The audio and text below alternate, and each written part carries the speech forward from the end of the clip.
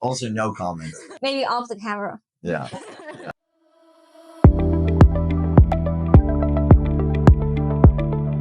Today, 20 people I met in Haas series, I invited our Professor Mathijs. He is our professor for the course Leading People. Professor Mathijs, do you want to introduce yourself? Yeah, so my name is Mathijs de Vaan. I'm a associate professor at the Haas School of Business.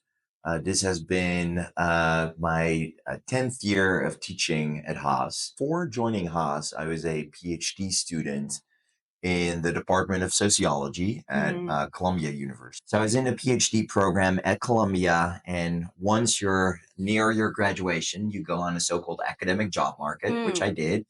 And I applied to a number of jobs, and Haas was the one that really stood out to me. I was really attracted by the four defining leadership principles. I really liked the academic group that I was going to join. So the people in this group were people I really, really admired.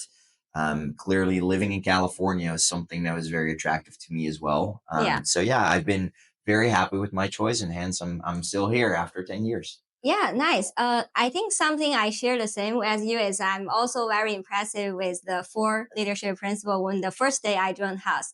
So for someone who might don't know about it, the first one is question the status quo.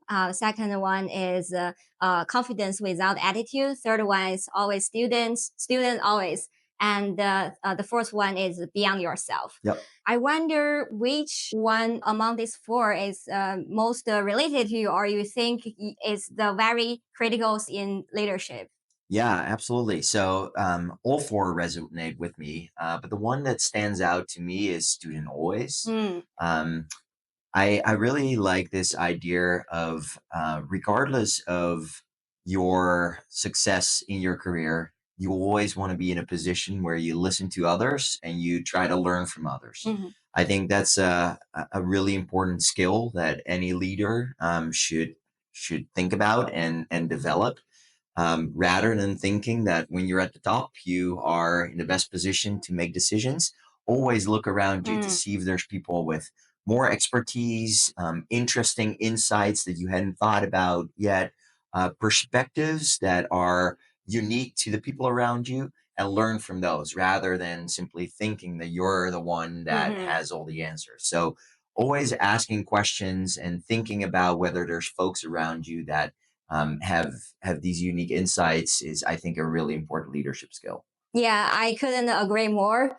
Because by looking at all the classmates I have, some of them already in senior roles in their company, and someone already started their own company. They are doing well, but they still decide to come back to the school and start learning something they maybe out of their boundary and trying to grow themselves. I also got encouraged from that, and no matter how far I go, I should trying to learn more. Absolutely. Yeah. So coming back to your background, is there anything you think people will get surprised when they look at your background? So the one thing that is quite interesting is that I teach a class that is mostly about soft skills, right? So how do we interact with people in organizations? How we think about relationships to others in organizations? How do we think about power and status, issues around culture?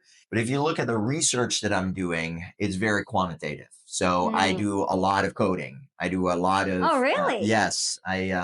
Most of my research uses gigantic data sets. So billions of observations, very complex econometric modeling. And so, yes, I'm in the research side of things, I'm looking at these soft skills and sort of like, really social components of how organizations and careers are structured. But I do that using really big data and using quantitative methods to answer these questions. Got you. I still remember you did some research even among our cohort, like you collect everyone their social network data point and then show us the graphs, how you related to each one on your classes and what's the score of connections and how you can improve that. Do you find out anything you think is interesting that you would like to share with us? Yeah, absolutely. So Most of my research looks at of social networks and shaping the behaviors of people in organizations. But I also do a lot of research in healthcare settings. So I look at doctors and I look at patients. The one thing that I'm really passionate about is this idea that a lot of the things that we do and a lot of the decisions that we're making Mm. are a function of the people around us, like the people that we're connected to, the people that are in our classroom, the people that work in the same organization, the people that are in my household. And I'm really interested in how doctors make decisions about how to treat patients. Mm. I'm really interested in thinking through how patients make decisions about their health and healthcare. So, for example, a couple of years ago, did what I thought is a really interesting study. One of the drivers of the opioid epidemic in the United States. Mm. So, opioids are a big problem in the U.S. It's a fairly effective painkiller, but they're abused to a large extent. These opioids, they're causing a lot of pain and death. And the question is, why did so many people start using opioids? So one of the things that I was interested in is there a way in which we can sort of think through people's social networks to understand Mm. why the opioid epidemic became an epidemic? Is it more likely that I start using opioids if I have close friends or relatives or family members that have started using opioids? And so one of the things I did in that research is I analyzed a lot of data from US hospitals. Mhm. I looked at patients that went into the emergency room with an issue that was very painful. Mm. So, a medical issue that was very painful. And then I looked at the doctors that were treating them in the emergency room. Um, and what we did was based on historical data, we looked at whether these doctors could be labeled as so called high prescribers Mm. versus low prescribers. So historically, have you prescribed a lot of opioids or have you prescribed just a few? And so, based on that assignment, we look at what the likelihood is that you will be prescribed an opioid. And clearly, if you're assigned to a high prescriber, you're more likely to be Mhm. prescribed an opioid than when you're assigned to a low prescriber. But then what we do is we also look at the family members of the folks Mm. that went into the emergency room and either got that opioid prescribed or did not. And so we show that for those folks, there's also a substantial increase in their likelihood of using opioids. And so this is just one example of how simply being exposed to someone Yeah. who uses this drug will then cause other people to use this drug as well. I understand that the people around you can affect you, but Hmm. by using the data and zoom in a very specific case, Yes. how big impact the people will put on you. Putting yourself in a good environment Mhm. can modify so many behaviors. People trying to do that, but they might don't find the right way. Hmm. So some people they choose, oh, maybe I go to the party. Yeah. I know the new people. Some people saying, okay, I just there's some social event, I just go there. But what do you suggest them to really get what they want from social? Yeah. Yeah. So that's a great question. One of the key findings in a lot of the research on social networks and the behaviors that they lead to is the fact that a lot of people form relationships based on this principle of homophily, right? So Mm. are much more likely to form connections with people that are similar to you than you are to form connections with people that are different from you. Mm-hmm. But what that research also shows is that those are usually not the folks that are necessarily going to expose you to the best ideas or the most novel opportunities. And so the argument that I always make is, if you want to take this idea of building a strong and resilient social network seriously, you actually want to put some effort into finding ways to prevent homophily from dominating Mm. who you're interacting with. And so a good strategy is to find opportunities to meet new people that you don't already know and that your friends also don't already know. They usually do have information that your friends or your peers don't necessarily have, or they are working in industries that you have very little knowledge about, but might be a very good fit for you. So building these relationships that are diverse rather than Mm-hmm. homophilous is something that I think everyone that takes network seriously should really consider doing. Yeah, that makes a lot of sense. I still remember after that class, you Hmm. teach us that during the lunch, just sit into a complete stranger's table. Don't just stay Yes. with the normal group you Right. stay with. Yeah, and I also practice even in my work. Hmm. I'm Chinese. It's very clear identity when I was in US. Yeah. We also have the language, so many Yeah. Chinese people around it. And so easy just find another Chinese people and hang out and Yeah. we know all the background cultures, we know all the celebrities Yeah. and other people might have no idea who they are. When I get back to the company, I start to talk to different citizen Yeah. people, and I learn more than before. Some perspective I don't know. Right. So break your boundary and expose yourself to Yes. diverse environments. I think it's really helpful. Yeah, Yeah. absolutely. You got to take that effort. You got to sort of put in the work. But once you do, you realize that it actually pays off. So, Yeah. yeah, I think that's an excellent strategy. So in Silicon Valley, Mhm. every day there are some people get famous because they successfully build a company or their company goes to next stage.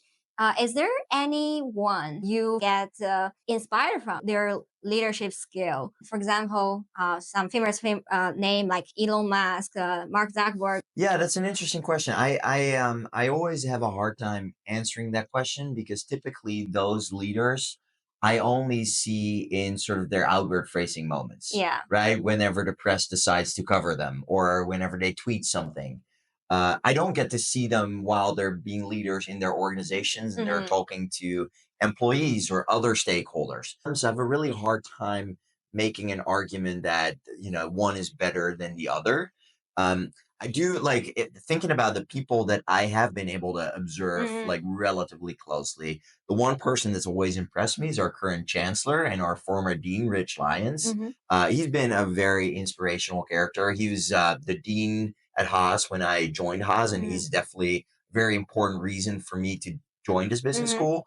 Um, he's been very inspirational. The way in which he deals with challenges and Mhm. adversity, I think has been very interesting. He's definitely someone who's always willing to learn, and hence he was uh, very important in sort of getting these defining leadership principles launched at Haas and make it really a part of the culture that we try to develop here. So yeah, if I were to name a leader, he's definitely someone I really look up to. I think even in business school, you can apply management skill to faculties and also, Absolutely. yeah, teach We're that. like any other organization. We're just an organization with a lot of people who have Yeah. different views, different perspectives, their own agendas, incentives, etc. And managing that is challenging. Yeah, I just realized the management is everywhere. It It's is. not only like in a company, in a school, Hmm. even in your family, manage Hmm. your kids. Yes, Yeah. I would say that I don't know if that applies to you as well. For me it's a little different in the sense that I feel like in the household setting, emotions are a little more prevalent than they are in most workplaces. But yes, clearly managing a household is another challenge. Is there any students in the past or current students you are impressive? Absolutely. Yes. I've had a lot of students who have been incredibly impressive. Um, to give you an example, there's been one student who started her own firm after leaving Haas. Mm. And the firm was essentially helping people become better negotiators, especially in the job negotiation context. Surprisingly, it's not a tech company. Yeah, no, no, it's not. No, she was really teaching these negotiation skills, and the problem that she saw was that there is a gender pay gap in the Mm. U.S., and the gender pay gap has been very persistent over time. And she was looking for this very sort of tangible thing that she can do to help and reduce the gender pay gap in the U.S. And so what she and her company was doing is offering negotiation services mostly to women, allowing women to be more comfortable negotiating, to be Mm. better prepared to do a successful negotiation, and thereby making sure that they get the offer that they deserve. Mhm. And I think that was something that I was very impressed by, and I love the idea of combining this thing that will have social impact with starting up your own business, which is also a big jump. Just one example of a student who's really impressed me over the years. That's quite interesting. And she does this for mostly females. And so before the class, I didn't know that the female is actually not doing that hard negotiation when come to the job offer as the male does. Yeah, we just need to find ways in which these gaps continue to persist, and finding ways to address those issues, right? And I think negotiations is definitely one of them, where we can have like a really small intervention helping people become better negotiators, and make sure that negotiation is more equally distributed, right? So we Yeah. don't want some people to be negotiating and other people not, Yeah. even though they could have. Yeah. Right. And so just making sure that everyone is aware of the fact that oftentimes you can negotiate and you should, and providing folks with the tools and the skills to do that, I think, is a very effective strategy to address some of those inequities that we see in compensation in the US, but also in other countries. It's very impressive to say someone actually doing this because of mission to helping the Yeah. females, and I would like to see more people doing this kind of social impact business. The first, they creating the value for themselves and also bring the values to the people around. Yeah. I think that's the beauty of business management. It's not just making money, but also like impact the people around you. Absolutely. And I feel that that is something that at Haas is a very core sort of identity that lives within students, but also within faculty and the broader organization. So trying to identify opportunities to not just have an impact on the bottom line of an organization, but also have social impact. Thank you for coming Thank to you. this interview, and I really enjoyed the conversation. Awesome. Thank you so much. Thank you.